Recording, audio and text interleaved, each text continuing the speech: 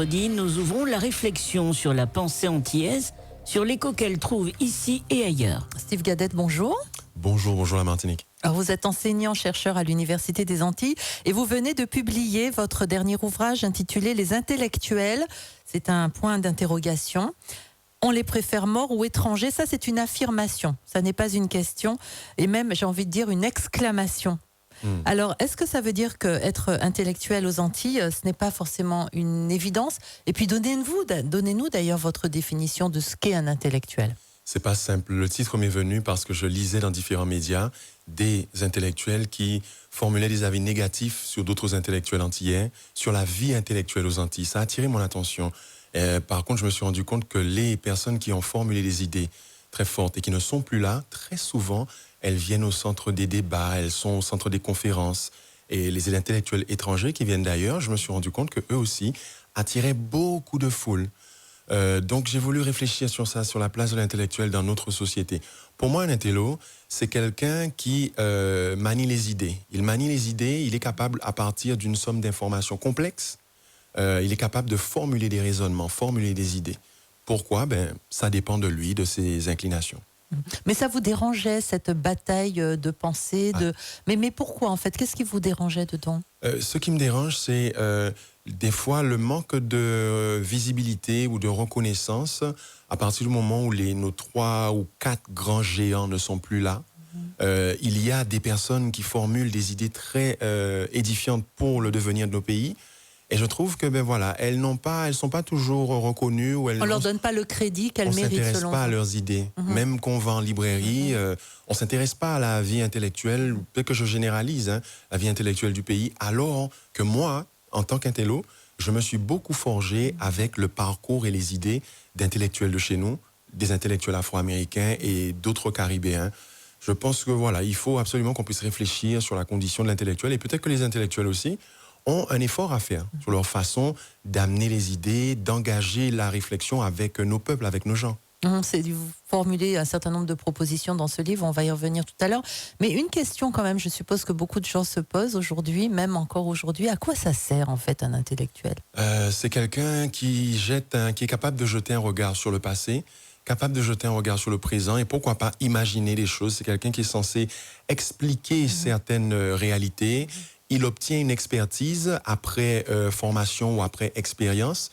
Une expertise dans un domaine ne veut pas dire qu'elle sera qualifiée pour donner son avis sur tous les domaines. C'est l'un des dangers duquel il doit se garder pour les intellos un peu partout.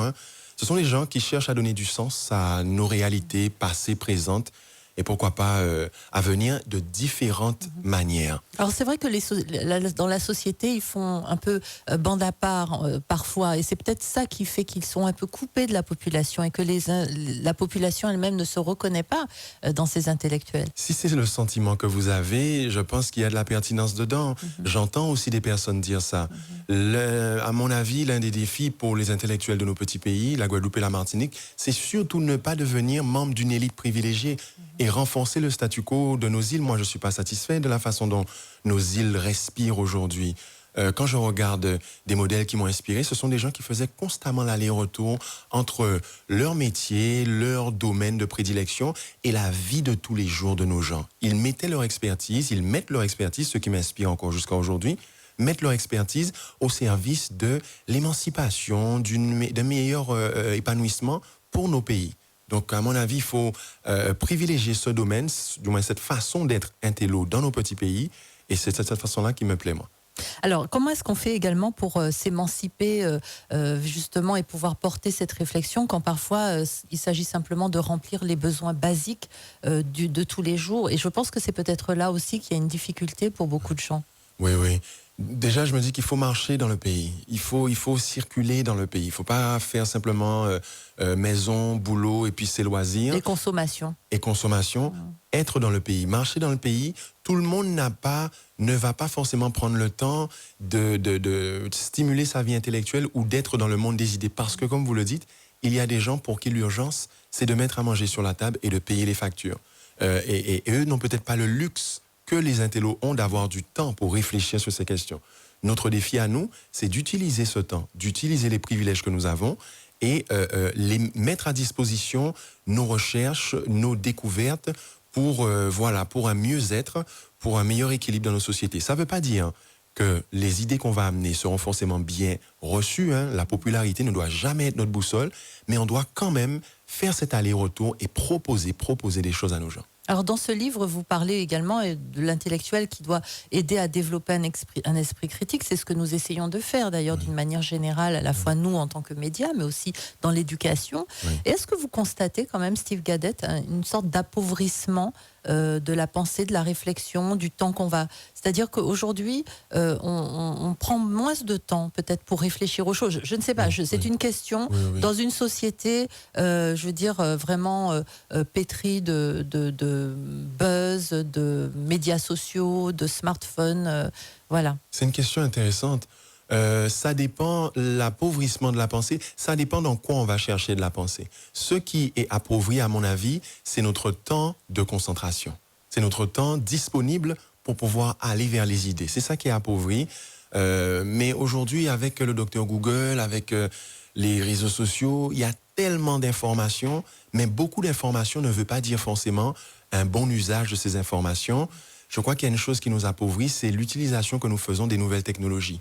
C'est peut-être quelque chose qui est chronophage, ça nous vole beaucoup de temps et parfois pour pas toujours des idées constructives et édifiantes.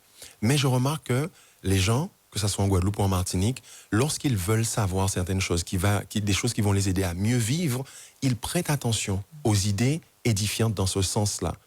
Alors vous dites aussi que nos intellectuels en fait ont un problème de confiance en eux, c'est-à-dire se poser justement en intellectuel en disant qu'on a une pensée capable justement d'élever un petit peu le niveau et d'apporter peut-être même des réponses à la société. J'ai l'impression, peut-être pas tous, mais il nous faut absolument être audacieux et ne pas passer par les canaux classiques pour nous exprimer. On ne doit pas forcément attendre d'être validé tout le temps par une maison d'édition qui est à Paris pour diffuser nos idées. Qu'est-ce qu'on pourrait faire, par exemple? Parfois, il faut simplement avoir confiance en nos idées, prendre nos idées en main, les publier par nos canaux, des fois, quoi qu'en disent les mauvaises langues, par nos canaux, en étant entouré d'une équipe d'experts qui va vérifier l'orthographe et compagnie, mais mettre nos idées à disposition de nos gens sans forcément toujours penser à la rentabilité. C'est un travail de longue haleine. Donc, l'audace parfois qui nous manque, on attend trop sur quelqu'un qui va nous trouver ou qui va nous signer un contrat. Quand je regarde des gens comme Marcus Garvey qui ont organisé les masses d'une manière assez extraordinaire, mais c'est quelqu'un qui avait des moyens d'imprimer ses idées et de diffuser ses idées. À mon avis, les petits pays que nous sommes, on doit retrouver cette audace d'imprimer nos idées et de les amener vers nos gens. Et également inventer une pensée antillaise, est-ce que ça a encore du sens aujourd'hui? Je pense que oui, c'est-à-dire une pensée qui réfléchit sur nous, sur nos défis, sur les outils dont nous avons besoin, sur notre relation au monde, notre relation à nos voisins, notre relation à la France, notre relation à d'autres pays. Absolument, c'est un travail qui est encore à faire. Je remarque qu'il y a des voix et des gens, hommes ou femmes, qui font ce travail-là. La difficulté pour nous, c'est d'avoir la patience d'aller vers leurs idées et de ne pas privilégier les grosses machines qui sont capables d'amener leurs écrivains, leurs intellectuels très facilement vers nous. Quand il y a des intellectuels pertinents, des hommes ou des femmes qui prennent la parole et qui disent des choses édifiantes, je remarque que les gens reconnaissent. C'est mon avis, quoi, venir dire, pauvre, ça va dire là, ça va parler, bon, mais ça va comprendre vous, là, on va parler. Là, on comprend aller, pas pour dire qu'on parle en grand français, on va comprendre, on va comprendre ça, on veut dire, et bon, on est d'accord avec ça, mais on n'est pas d'accord avec ça. Donc, stimuler cela, c'est une bonne chose. Alors, un dernier mot, Steve Gadet, il y a évidemment ce livre, les intellectuels, on les préfère morts ou étrangers, mais vous utilisez également d'autres canaux pour faire passer votre pensée, et ça, peut-être que c'est quelque chose qui touche aussi une partie de la population, j'ai envie même de dire la jeunesse. Oui. Pour l'aider justement à créer un peu cette pensée et stimuler cette réflexion. Ces canaux-là, oui, la musique, c'est un outil d'éveil, un outil pour débattre, pour échanger, pour discuter. Je pense que c'est un outil qu'on ne doit pas mettre de côté. Et puis, aller sur le terrain, voir, être un intellectuel organique, c'est-à-dire quelqu'un qui cherche à être ce dont nos défis ont besoin aujourd'hui, même si ça n'a pas été fait avant, même si peu de gens le font. Les réseaux sociaux sont un outil intéressant. Et puis, dans tout cela, ne pas avoir la grosse tête et rester bienveillant, quoi. Rester un homme et une femme, un être humain, quoi. Et je sais que vous êtes toujours en train de travailler sur un projet, donc le prochain, on y est déjà ou pas? Là, je n'ai rien en vue. Là, je travaille que sur des articles universitaires et la pensée universitaire, mais des livres même. Je travaille peut-être sur les écrits de prison aux États-Unis, c'est ça. Mais rien de bien pressant. Je prends mon temps, je respire un peu là. Merci beaucoup Steve Gadet d'être venu au Grand Angle aujourd'hui pour nous parler de ce livre qui est donc paru aux éditions Café Noir. Les intellectuels, point d'interrogation, on les préfère morts ou étrangers, point d'exclamation. Merci. Merci de m'avoir reçu.